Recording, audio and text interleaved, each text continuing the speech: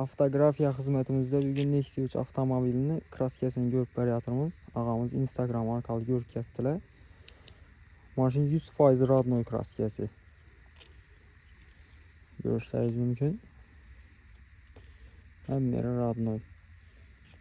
Əgər zavodda kraska haqqan ekan, zavodskoy polirovka etilgan maşın. Zavodskoy şöyle şunun deyim onu özü. Görüşləriniz mümkün. Həmmeri Radnoy maşınları. Kapot deyilən.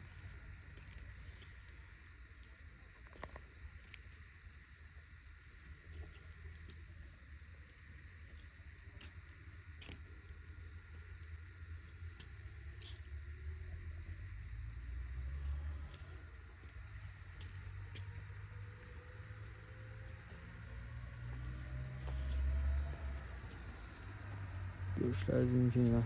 Krelləri 100% Radnoy. Kapot, krel, arka bağaç kapot, həmmeri 100% Radnoy.